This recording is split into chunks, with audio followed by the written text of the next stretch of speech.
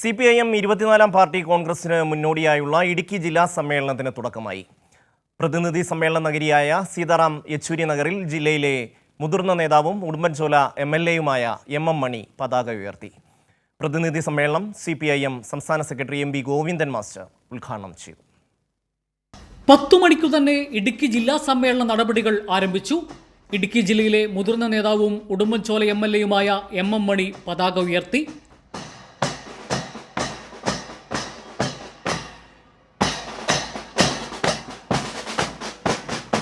പ്രതിനിധി സമ്മേളനം CPIM സംസ്ഥാന സെക്രട്ടറി MV ഗോവിന്ദൻ മാസ്റ്റർ ഉദ്ഘാടനം ചെയ്തു. ഈ വരുന്ന നവംബർ 1 കേരളം അതിദരിദ്രർ ഇല്ലാത്ത സംസ്ഥാനമായി മാറുമെന്നും ഇപ്പോഴത്തെ LDF സർക്കാരിന്റെ കാലാവധി തീരും മുമ്പ് 20 ലക്ഷം തൊഴിലവസരങ്ങൾ ഉറപ്പുവരുത്തുമെന്നും MV ഗോവിന്ദൻ മാസ്റ്റർ പറഞ്ഞു. ഈ 29 ലക്ഷത്തിൽ 20 ലക്ഷത്തിന് ഇപ്പോഴത്തന്നെ തൊഴിൽ കൊടുക്കാമെന്ന് പ്രകടന പത്രികയിൽ ഇടതുപക്ഷ മുന്നണി ഗവൺമെന്റിൽ രണ്ടാം പിണറായി ഗവൺമെന്റ് പ്രഖ്യാപിച്ചു. എത്ര? 20 ലക്ഷം. ഇനി 1.5 കൊല്ലം മാത്രമേ ഉള്ളൂ. അതിനു മുമ്പ് നമുക്ക് 20 ലക്ഷം ആളുകൾക്ക് തൊഴിൽ കൊടുക്കണം. ഇപ്പോഴെത്ര ആൾക്ക് തൊഴിൽ കൊടുത്തിട്ടുണ്ട്? എങ്ങനെയാ തൊഴിൽ കൊടുക്കുക? 2 രീതിയിലാണ്. ഒന്നുകിൽ വ്യവസായ സംരംഭം, അല്ലെങ്കിൽ ജീവനക്കാരെന്ന രീതിയിൽ വ്യവസായത്തിലായാലും എവിടെയായാലും തൊഴിൽ പണിയെടുക്കുന്നവർ. ഇങ്ങനെയല്ലേ 2 വഴിയുള്ളൂ.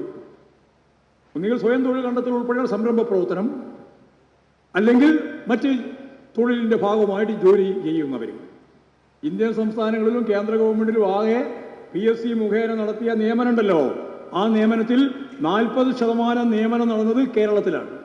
ഉദ്ഘാടന പ്രസംഗത്തിന് ശേഷം മാധ്യമങ്ങളോട് സംസാരിച്ച MV ഗോവിന്ദൻ മാസ്റ്റർ കേരളത്തിൽ നിന്നുള്ള കേന്ദ്രമന്ത്രിമാരുടെ കേരള വിരുദ്ധ നിലപാടിനെ അതിനിശിതമായി വിമർശിച്ചു.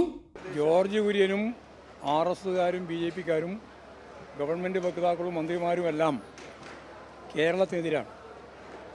കേരള വിരുദ്ധമായ ഒരു നിലപാടാണ് അവർ സ്വീകരിച്ചുകൊണ്ടിരിക്കുന്നത്. ഇവിടെ ദാരിദ്ര്യം വേണം, പട്ടിണി വേണം. ആ പട്ടിണിയിലേക്ക് കേരളത്തെ നയിക്കാൻ സാധിക്കുന്നില്ലെങ്കിൽ നിങ്ങൾക്കൊരു ആനുകൂല്യവും തരില്ല എന്നാണ്. അങ്ങനെ ഒരു ആനുകൂല്യം കേരളത്തിന് വേണ്ട.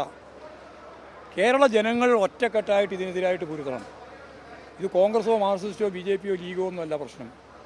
കേരളത്തെ ഒരു തരത്തിലും അനുവദിക്കില്ല. അത് സാമ്പത്തിക പ്രതിരോധം മാത്രമല്ല, ആശയതലത്തിലും അത് തന്നെയാണ് ഇപ്പോൾ ഉദ്ദേശിച്ചുകൊണ്ടിരിക്കുന്നത്. അപ്പോൾ ഇത്തരത്തിലുള്ള തെറ്റായ പ്രവണതകൾക്കെതിരായി ജനങ്ങളാകെ ഒറ്റക്കെട്ടായിട്ട് മുമ്പോട്ടേക്ക്. സമ്മേളനം 6-ാം തീയതി സമാപിക്കും. സമാപന പൊതുസമ്മേളനം മുഖ്യമന്ത്രി പിണറായി വിജയൻ ഉദ്ഘാടനം ചെയ്യും. കൈരളി ന്യൂസ്, ഇടുക്കി.